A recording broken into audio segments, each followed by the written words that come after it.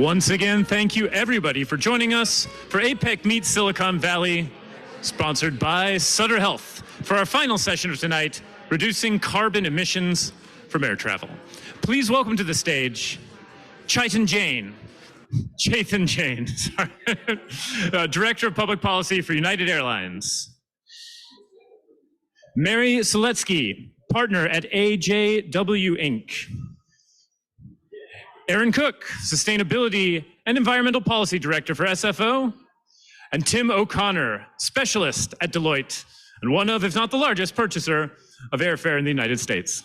Lastly, John Grubb, COO of the Bay Area Council, our moderator today. Welcome, everyone. Thank you. Round of applause. Great. So welcome, everybody, again. My name is John Grubb. I'm the Chief Operating Officer at the Bay Area Council. How many of you, this is your first time on the Klamath? Or a show of hands?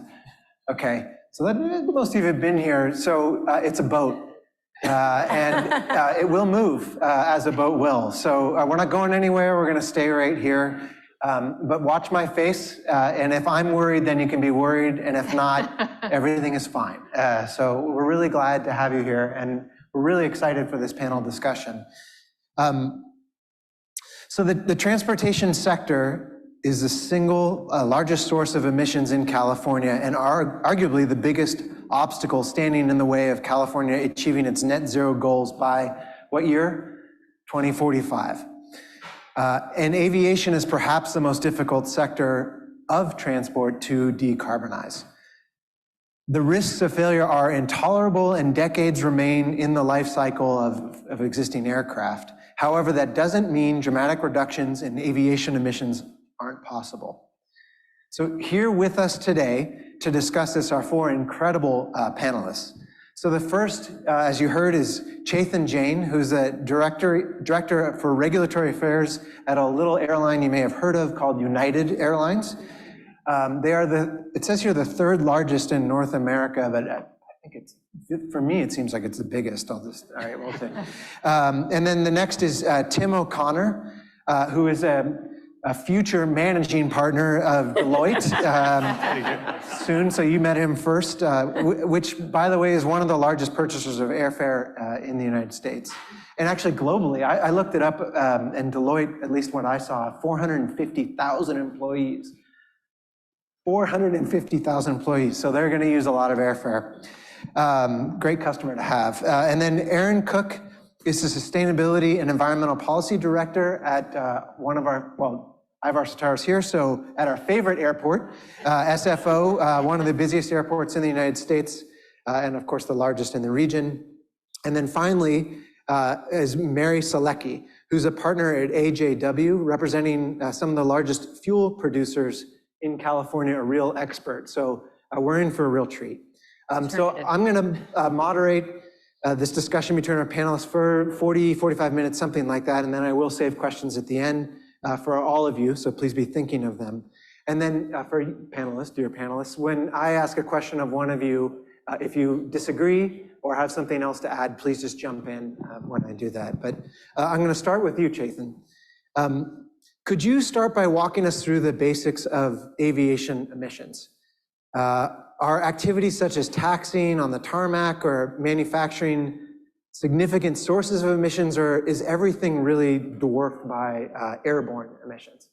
Yeah, thank you, John, and good afternoon, everybody. So nice to be here on the Klamath the first time, and nice to be here in San Francisco as well. And so I think to answer your question, John, when we at United look at our sources of emissions, it is by and large emissions from flight that account for our carbon emissions. It's about 98% of our emissions are emissions from flight.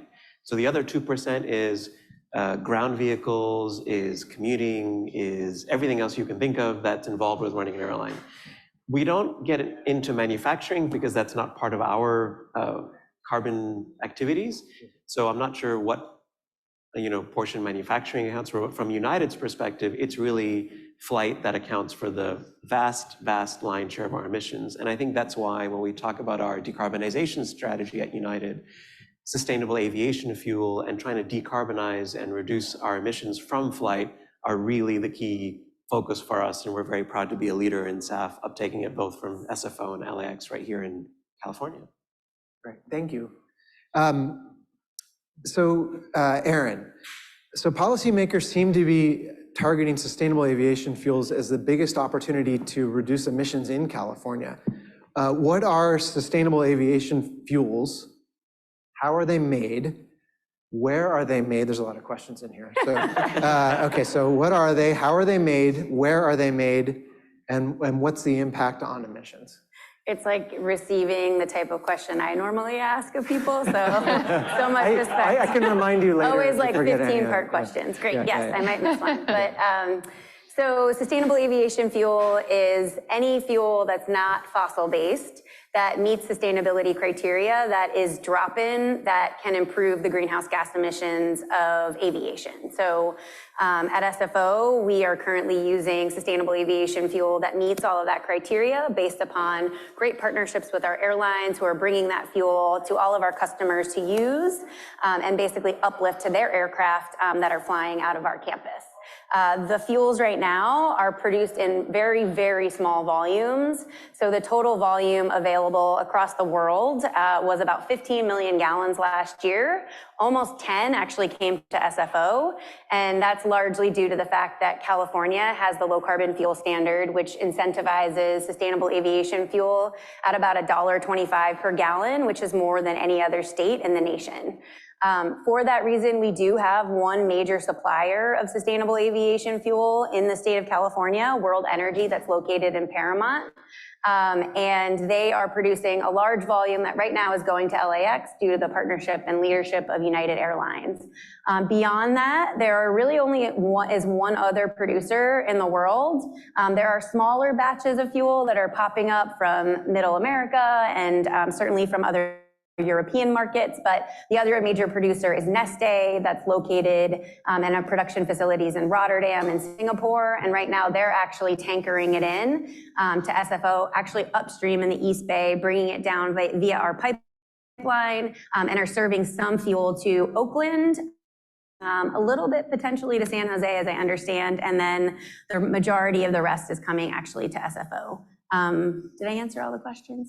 Yeah, well, I guess the last part of it, what's the impact on emissions? Yes, good point. Yeah, so sustainable aviation fuel is basically a game changer for our industry. So it has the ability to reduce greenhouse gas emissions by 80% and reduce criteria air pollutants by the same. So your SOx, your sulfur oxides, and your particulate matter by about the same. And when our emissions are expected to grow in our sector so significantly because we do not have the electrification or full decarbonization options that other sectors do, like ground transport in our buildings, it really is that single solution to get to the 2050 targets that have been set by aviation and airports globally. Great. Okay, thank you. So Mary, how is California treating sustainable aviation fuels? Does California have production targets or use targets by 2045? And how close are we to meeting those targets? So the state has a couple of policies that they have set forward. As Aaron mentioned, the low carbon fuel standard does provide an incentive for the use of sustainable aviation fuel and any alternative fuels for transportation purposes in the state. In addition to that, in summer of 22, Governor Newsom issued his 5 pillars. And one of those 5 pillars was a 40%. Is it 40%? 20%. Yeah, by 2040. Yes, yeah. That's where, thank you. Minor number dyslexia there. So it's a 20%, it was a little funny how it was worded. It was kind of vague, but it was a decarbonized fuel by 2040, 20% of the state. And actually then the Air Resources Board further interpreted that, and they have made a audacious goal for the state of achieving the rest of that 80% through other metrics like hydrogen use and electrification of flight.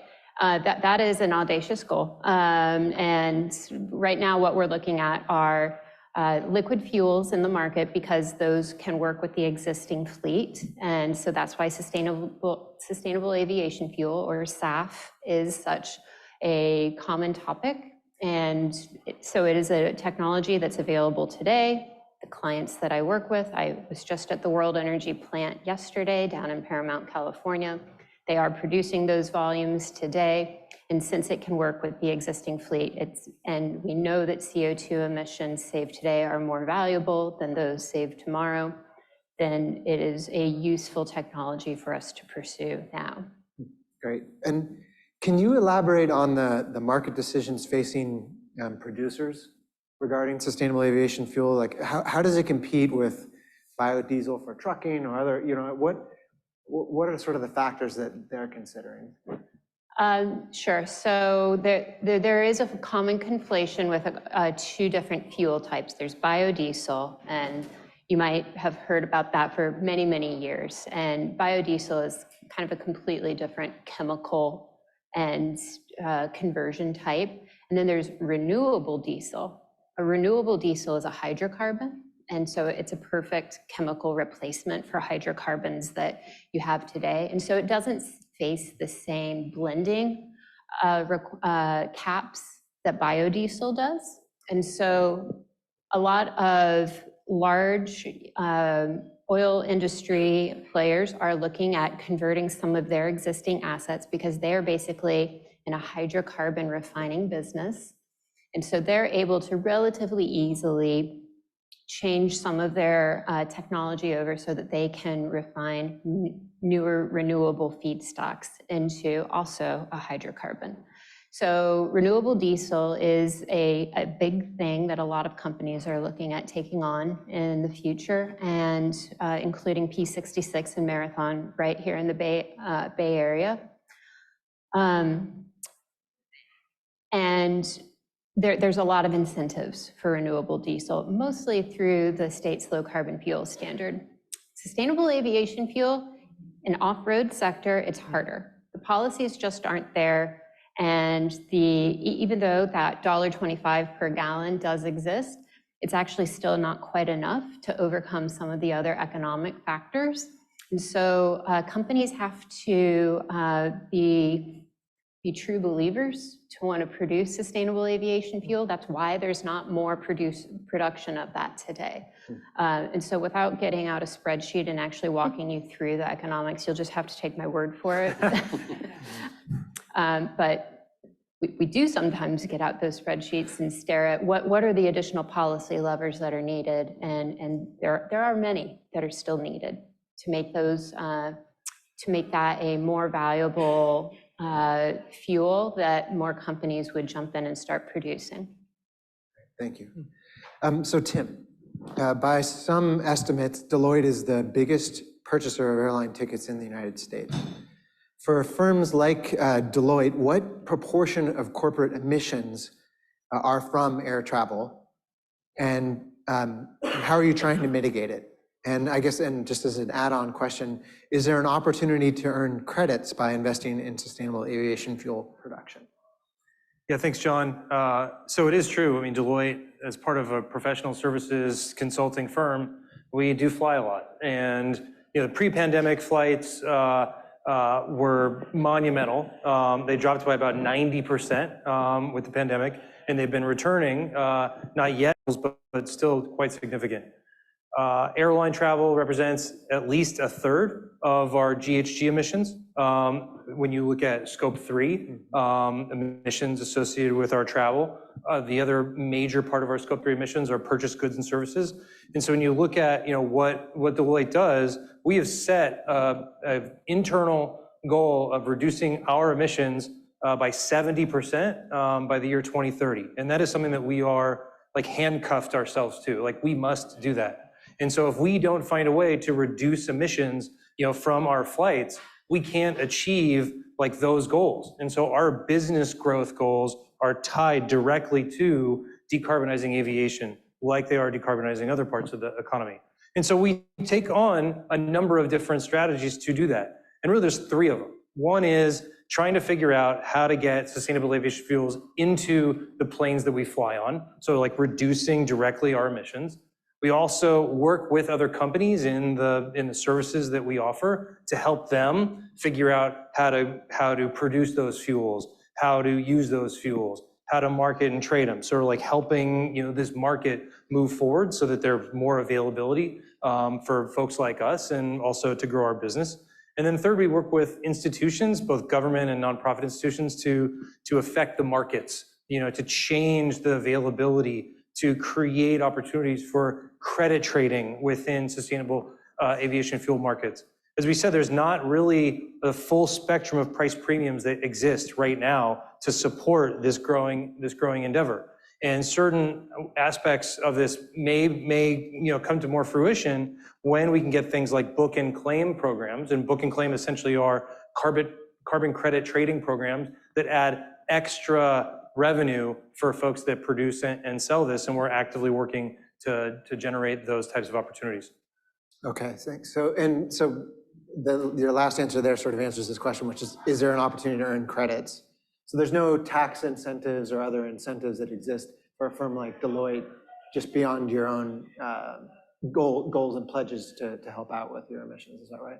There's incentives insofar as we need to figure out how to reduce emissions, and that if we can be a part of, obviously, this growing market, it's somewhat self-serving. Deloitte, like most of the other major consulting firms, we want to position ourselves as leaders to help our clients, figure this out. But there's also these other opportunities, like we work with United and other airlines to pay a premium to fly on flights that use sustainable aviation fuels, to evaluate the amount of reductions that can occur by doing that, and to equate that to a value, and to work with United, for example, in buying credits specifically, from them, because they're paying a price premium for the sustainable aviation fuels that they have to get. And so helping to smooth out that and create more incentive for folks like them to go drive these markets forward. Yeah, and John, if I could just add something to that. So what Tim is talking about is United's Eco Skies Alliance program, which started a couple of years ago, which now has about 24 participants, of which Deloitte is one of them. And it's an interesting example of a partnership, of a private sector partnership, of how can we send a demand signal to create more SAF in the marketplace. So as Tim described, it is set up so that our corporate customers can pay a premium. We use that to purchase SAF, and the program has accounted for about 15 million gallons of SAF to date. And it allows companies to reduce their Scope 3 emissions. It allows us to use more SAF and to send a demand signal to the marketplace. So it's kind of a win-win example of a partnership, the kind of which I think will be needed to arrive at decarbonizing this hard-to-abate sector. Sounds like a great structure. How obviously it sounds like Deloitte is a leader in this, but how alone are you in that practice of trying to incentivize sustainable aviation fuels? I don't know, maybe any of you could answer this, but are there other companies that are doing this as well as Deloitte, or any percentages that you could say? Like how common is it? So there is a program that launched out of a research project that SFO did, where we were looking at how you could actually create a carbon credit, a Scope 3 carbon credit, or potentially an air quality credit, which actually remains in the region, because as you uplift these fuels directly from that combustion source that doesn't have the same engine filter as our vehicles do, aircrafts do not, how can we potentially retain that air quality credit in our region? So we did a study on that, and it actually got picked up by one of the people that researched it, the Rocky Mountain Institute, and they partnered with the Environmental Defense Fund and others to launch a program called the Sustainable Aviation Buyers Alliance. And that program was meant to basically bring or pool demand across corporate customers so that they could go and buy those Scope 3 credits. I think right now they have about a dozen members, and they have done 2 RFPs that have basically demanded those Scope 3 credits be allowed to be added to any of the offtake agreements that are coming from sustainable aviation fuel. And they're looking to kind of grow and cycle that moving forward. So actually SFO is looking to join it as one of the first members of the program. So I would also say, not to take it away from United, because I think there are also really great programs that airlines have done independently from things like SABA, where they're building that into ticket pricing, and they're looking at how do they really satisfy the creativity, but also the environmental mission orientation of their corporate customers to build out new products. So United has done it. I know other airlines are looking at it, but United certainly led the way. But there's a challenge, of course, insofar as, let's say I'm flying out of a small airport in the middle of Rhode Island or in Kentucky or wherever it is, right? There's not gonna probably be any, biofuel, sustainable aviation fuels on that plane, right? And so we need to create broader systems that allow for investment to be made in places, where there's available for fuel use, where there's a lot of demand, and then to create opportunities to trade those credits, if you will, to create opportunities to reduce emissions. Now, Deloitte, when we do our emissions inventory, we don't actually count the emissions reductions achieved by our sustainable aviation fuel purchases, because the greenhouse gas protocol and the science-based target initiative, they don't allow for that sort of accounting. And so we also need a fundamental change in the way that we're looking at emissions from aviation and sustainable aviation fuels to really start to spur more investment in these markets. Yeah. Well, and that's, using Tim's Kentucky example. So if you're flying out of Lexington, Kentucky, it doesn't make a lot of sense to produce a gallon of fuel in the Netherlands or in Southern California, to ship it to Kentucky, to then burn it to go everywhere else. It probably makes the most sense to send, if you're in Southern California producing the fuel, to send that fuel, as much of it as possible or all of it, to LAX. It's right there, it's local. Send it to LAX, and then what Tim referenced earlier, the book and claim, which is some industry fun jargon. And what that is referencing is being able to get that credit for the flight, because you say, look, I'm still going to pay the premium for that fuel to go to LAX. Even though I'm flying out of Lexington, Kentucky, I still want to receive the value and the credit for that, because I made that production happen, I made that transaction happen. And that's pretty common with what many of us have experienced with our utility bills, when we had that option of signing on to say, yep, I'll pay an extra premium to have solar utilized and for my utility to buy more solar. It's not like the utility ran out and sent that electron to your house, but they said, yes, okay, we'll buy more solar and you will get the credit for that, our dear utility user. You've all talked about the California's low carbon fuel standard, and I'm wondering if there are similar programs on a federal level, okay, I see nodding heads. So what is happening there, or is most of the action in California, or is there federal action that's happening and helping? So I think California has shown a tremendous amount of leadership in the development of its low carbon fuel standards, and we are incredibly grateful for California for pioneering the way with SAF. Because of its support of SAF, it has allowed for us to offtake SAF, and we were the first airline to use SAF actually way back in 2009. And now we're able to increase our use of SAF in California because of the low carbon fuel standard and because of the incentive to, as Aaron mentioned, and Mary as well, there's a substantial price premium, and so that has to be dealt with to encourage the use of SAF. But at the federal level, the Inflation Reduction Act has really been, I think, the potential to be a game changer, because it incentivizes carbon reduction, and 50% is the baseline. A 50% carbon reduction is when the incentives start to kick in. But the higher the reduction, the higher the incentive. And so it's pioneering innovation in producing SAF that is 80, 90, 100% reduction in the carbon life cycle from conventional jet fuel. And I think as a result of that, we're seeing now investments across the country. There's also been the SAF Grand Challenge that the Biden administration has issued, which is 3 billion gallons of SAF by 2030. And the question, I think the interesting question for California is how can they leverage some of these federal initiatives and programs in California to spur the use of SAF even more so than already today. Great. I'm just curious, and I know this will change hopefully, but what is the price difference? So if you're buying a gallon of sustainable aviation fuel in California versus regular jet fuel, what is the price difference? There's a lot of it depends, right? I mean, I think it depends on where the producer is, what specific fuel they're producing, where they're operating and what types of incentives they have built into it. So if they have economic incentives that are from their economic development corporation and so on. What I've heard, and I'm always told I'm not supposed to say this amongst my producer friends, is like, it's still about, I don't know, $2, $1.25 to $2 more per gallon, even in California. So it can still be quite significant.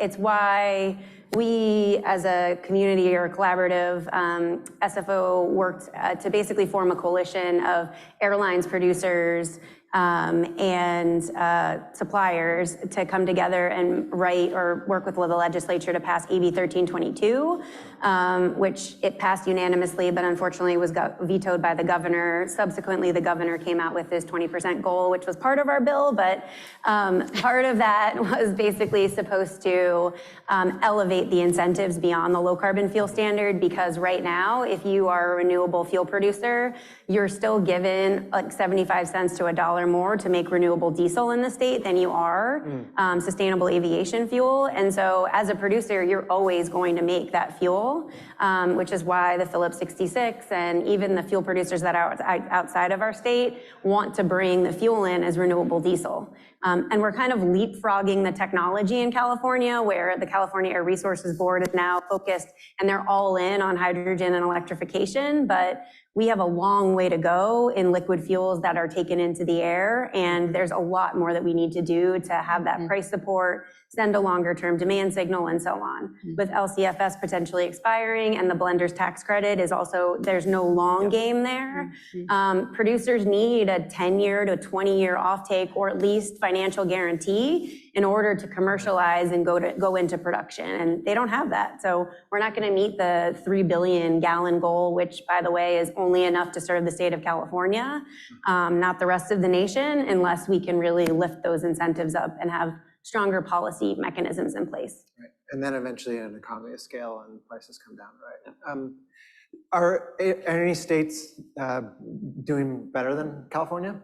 Nope. They're trying to. We should mention who's close? Illinois. Is there anything interesting going on in what other states are doing? Is there anything counterintuitive, like Texas is doing great even though they have a different political regime, right? Is there anything interesting with the other states that are out there? The state of Illinois has offered a really valuable policy, which could be replicated in plenty of other states, or even and might be replicated within the IRA, but it's a production tax credit for SAF. Okay. Yeah, and there's a lot of production announced and massive investments that are being planned. Large companies that are looking at, really tapping into the ethanol markets, where we produce massive amounts of ethanol across the U.S. because of federal subsidies, and turning that into jet fuel. A company named Gevo has the most announced production capacity going to be coming online in the next 5 or 6 years, and a lot of that is also coming on the heels of the Inflation Reduction Act, as Chetan was saying.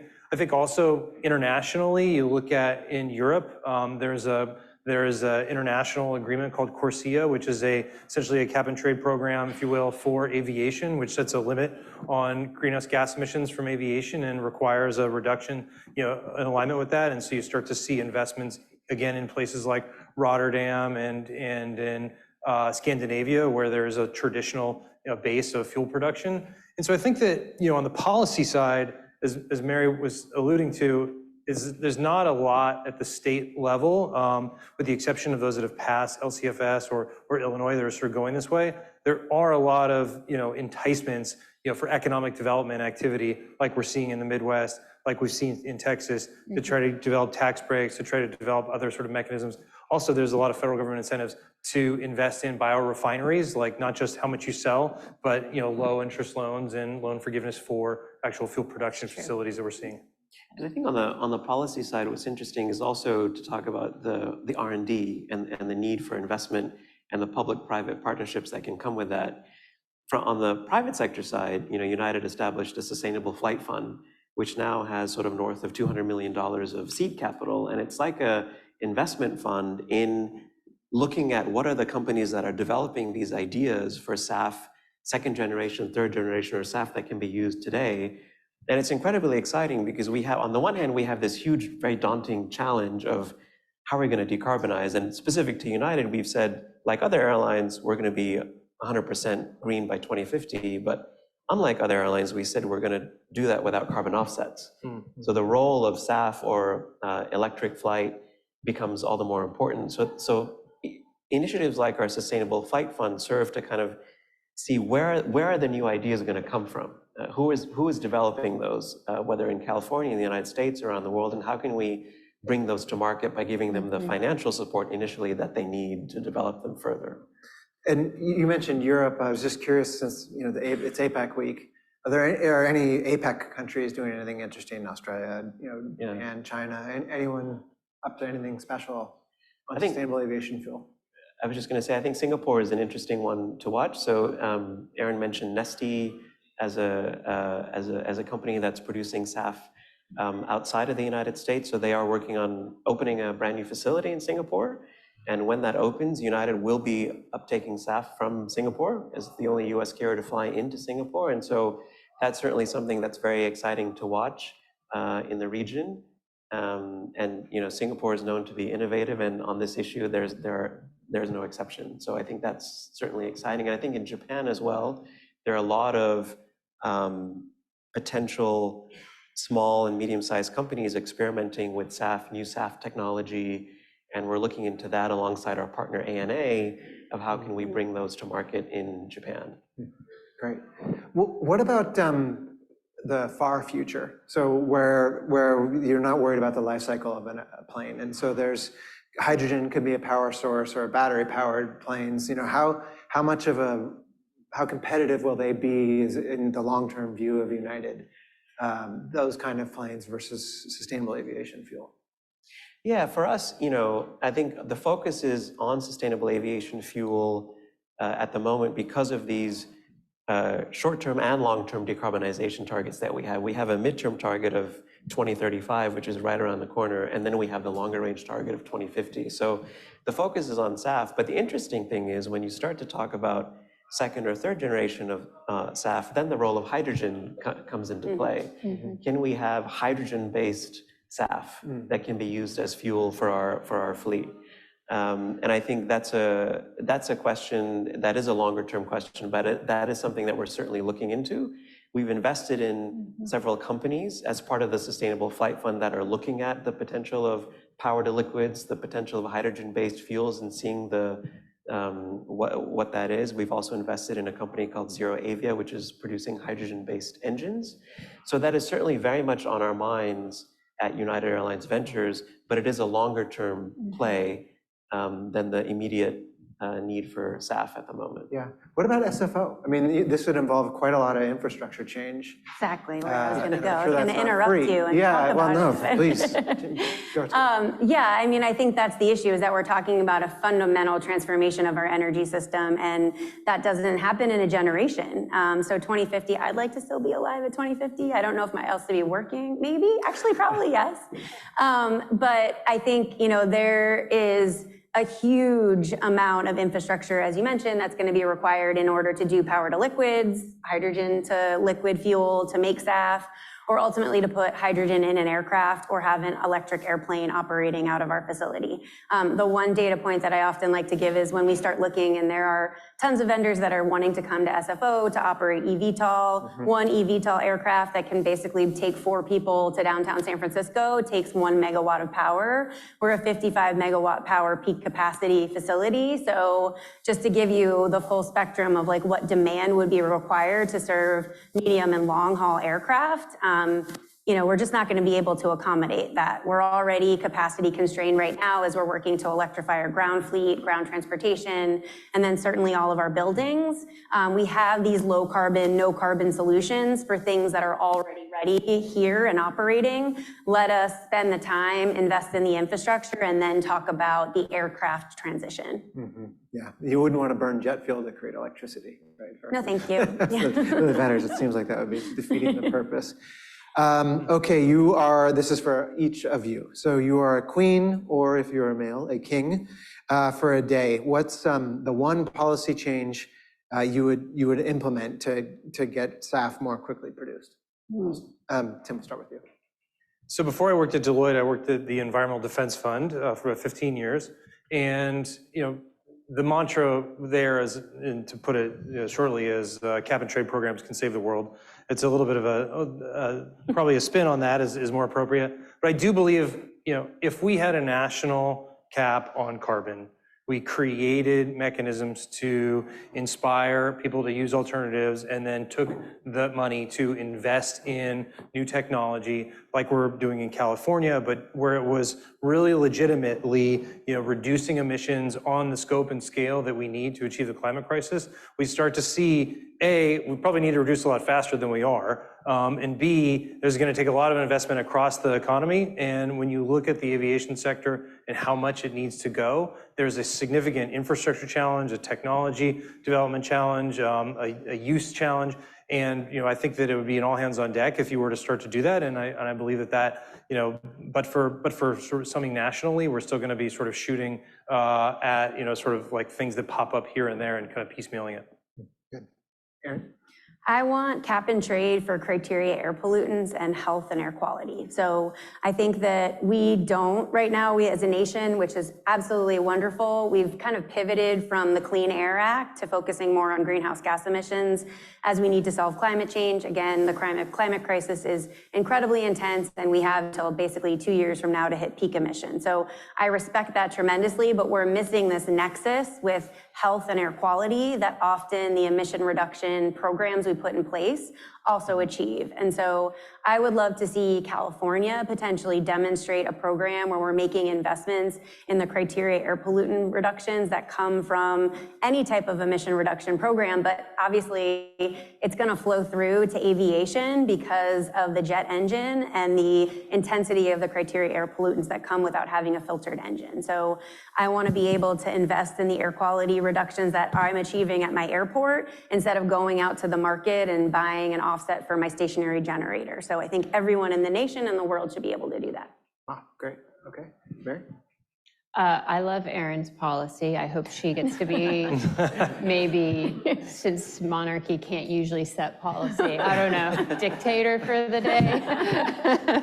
I would add to that a national low carbon fuel standard, or clean fuel standard as it would likely be called. That's the more common term when we export the program to other jurisdictions. So I think that there will be a lot more to come on that topic, and you should watch for maybe some model policy to be launched in Washington as soon as this year.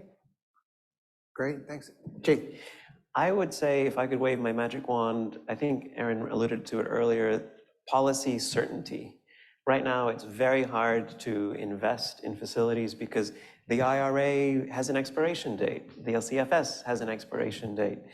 Where we are debating what feedstocks qualify as SAF and what feedstocks don't. The permitting of new facilities to build SAF can take a very, very long time. Mm-hmm. And so our microphones are all on.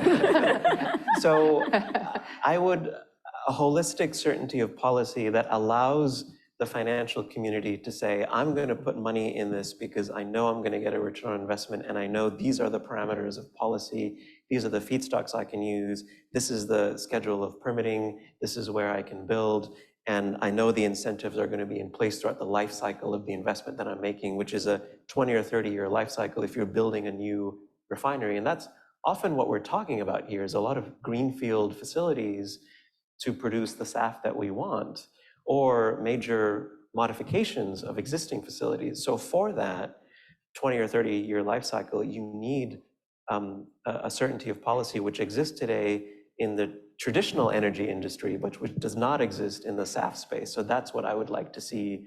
And then I think we're going to have an incredible amount of investment and a lot of private-public partnerships to decarbonize this sector. That's great. How about audience questions? You right here, yes. Continuing with your model, please. Oh, I like this. We'll try and get you a microphone just because for the Zoom audience.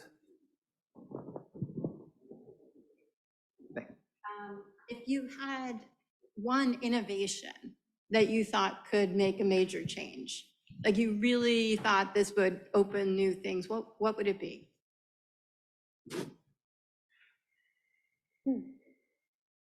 So the trajectory of movement from liquid fuels to electric and hydrogen is kind of on most people's minds when you look at aviation, but it's also it's a stepwise process, right? So it's looking at small personal aircraft, and then regional, and then large commercial, and that sort of process is anywhere from 10 to 30 years long.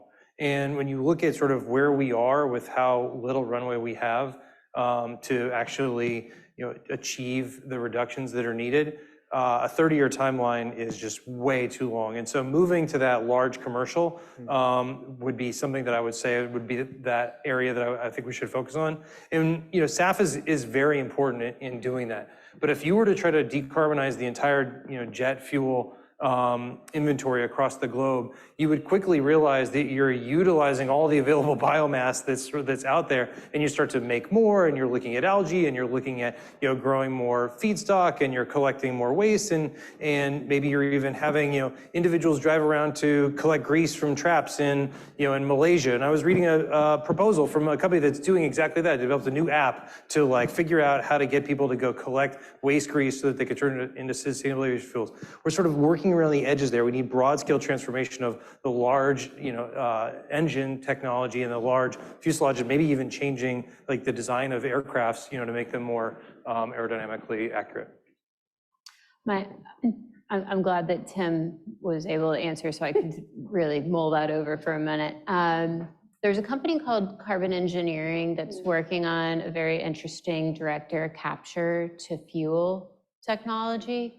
And seeing something like that go could be such a game changer in terms of using the already emitted CO2 in our atmosphere to create our jet fuel. That would be really wonderful. There's also two other providers, 12, that's going to be located. They have their demonstration facility across the bay, and they're going to be commercializing in Washington. And then a company called Air, and they, as part of their production process, realized that one of their byproducts could actually be vodka. So if it ever comes available again, we need to serve that here sometime. I can't buy a bottle, but I want to. I'm hoping it's in my stocking this year. That's great. There's a question right here next, if you can pass that microphone. Thank you. I'm Knut Balslev with Mercurius Biorefining. So helping bring other technologies with cheaper drop-in fuel is what we're looking at. I was just looking at the cost per barrel of fuel today, which is in the mid-70s. The way that we can produce, Mercurius can produce it, is in roughly $40 a barrel. So it means that there's quite a range to where the price is right now. So we're building, the next thing is a demonstration plant here in the Chicagoland that will be happening soon. We're raising funding for that. And that is when you are trying to come up with a new method for creating SAF or marine fuel. We can sell it as marine fuel until it's being approved, or diesel until it's being approved as SAF. There's a whole improvement process. So raising $5 million now, I would like, you may have an idea about what's going on, but suggestions for who should we approach about $5 million to build the demonstration plant, as in a few months. Your thoughts to the panel here, you're all welcome. Thanks. Chazan, can you grab that? Anyone have any good ideas about someone with $5 million? I'm a public sector finance girl, so I don't. I think one thought that comes to mind, and this is a bit more of a global picture as opposed to Chicagoland, but the World Bank is looking at developing a lot of financing to decarbonize aviation. So they're developing a series of seed funding that they will issue based on proposals from companies, I think, like yourselves, that offer a transition, that offer to speed up the decarbonization of these hard-to-abate sectors. So I think the World Bank would be an interesting one to touch base with to see what kind of funding they're offering. I think also the US Development Finance Corporation, DFC, is a relatively new institution that was created under the Biden administration, or in the last several years at least. I don't want to get the administration wrong lest I fall into politics, but it's relatively new, and that is also looking at spearheading manufacturing investments in this space. So those are two that come to mind that are looking at financing for decarbonization. There also is, there are grants right now. I mean, I don't know if you're looking for grants, but I mean, due on November 27th, actually they just pushed the deadline, but the White House released with the Department of Energy and FAA SAF FAST grants. I don't know if you're pursuing them, but they go up to $5 million. So I know they're highly competitive, but we're going after one. So you certainly should as well. Great. Other questions? Yeah. Yes, Annette. I think we'll call it an orange shirt or a burnt. I'm not good with colors, excuse me if I got it wrong. Thank you. And thank you for a very interesting talk. I have one comment and one question. And the comment is, I'm from Sweden, and we have a marketplace in Sweden called Fly Green Fund. So basically, anyone who travels with an airplane, or anyone else for that matter, can purchase SAF that is delivered to either Gothenburg or Stockholm, so you can't get it to your own airport, but I mean, you can use it also if you're flying here. So that's a tip. But it seems to work well, at least. Did you fly on the Fly Green Fund? I didn't. It's it's a bit too expensive still, being a student.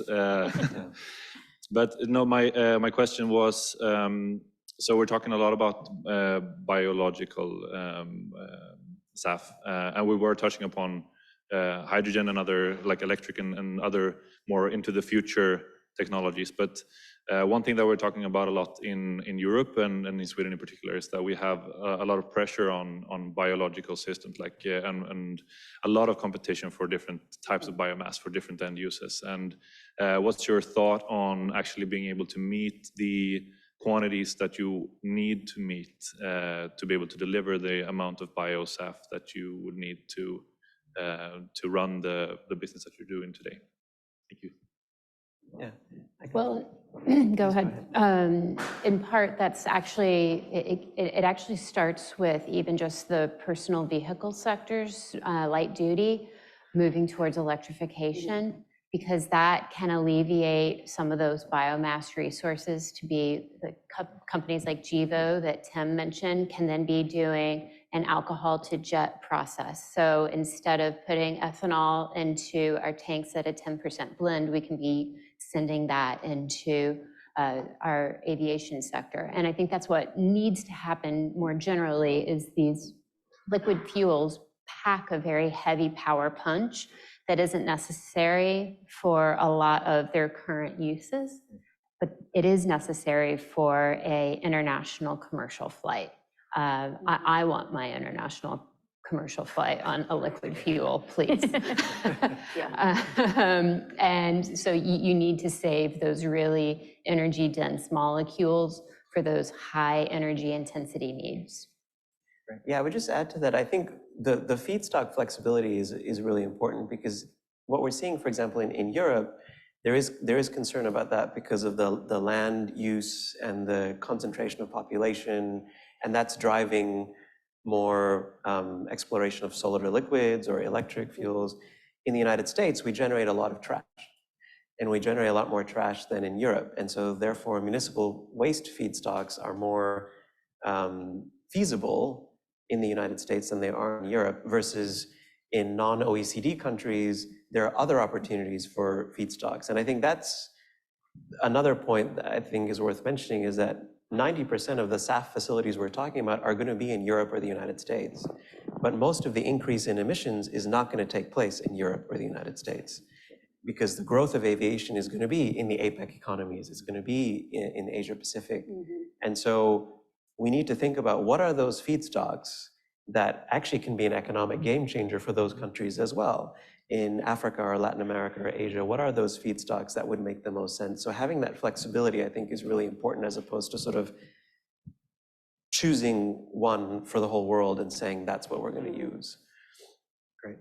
And I think just sharing that intelligence with other countries is really important. So I know we've done a lot of studies through the Department of Energy and the Commercial Alternative Aviation Fuels Initiative. They just produced a really helpful white paper around, it is on biomass. I mean, we're a country of farmers, right? So we really rely on our agricultural products and want to for a long time, but they are also through CAFE and then also Ascent, the Center of Sustainability Research, work with leading institutions across the country to identify what are also emerging feedstocks, so waste woody biomass. And there's a great study that was actually done out of Hawaii, where they're also a contained island, like some of the APEC countries, and they were producing sustainable aviation fuel with construction demolition debris that the woody fibers basically gave them enough volume in order to be able to provide SAF, or they felt like, for the rest of the country. So I think as long as we continue to team up and share the results and the findings and the great research that's coming out of our leading institutions across the world, we'll be able to solve this and get the right feedstock for the right end user or the right nation. Yeah, I do think that, I mean, we're looking at gas utilities, looking to renewable natural gas for transitioning, that infrastructure. And if you start to see this increasing competition in areas where they're a little bit easier to electrify, but you're not electrifying because you're finding some rapid ways to reduce emissions, like through RNG, and not switching to end-use electrification in buildings, which we know is a cost-effective way to reduce emissions, then you have unnecessary competition for feedstocks that can help to transform this. So I do think that, like, your point is well taken, which means that we need to be looking at the hardest to decarbonize areas of the economy and reserving those feedstocks for them, and I think aviation is one of those. Yeah. Well, so thank you. That was a fascinating conversation. I really enjoyed it. I learned a ton. I hope you all did too. I want to thank United Airlines. So Janet Lampkin is right there. Maggie Ronan is right there. The reason, Chethan's right there. But the reason we're having this conversation is because they supported it and sponsored this event. And they also sponsored the incredible lounge that's just up above. If you want to go check it out, even has a fireplace in it, the floor up above. And Deloitte sponsored a great conference room that's right over there too. So you all can participate. But anyway, thanks. It's been a great day, a great conversation. And I'm sure that the panelists will stick around if you have any other questions. So thanks a lot. Thank you for hosting.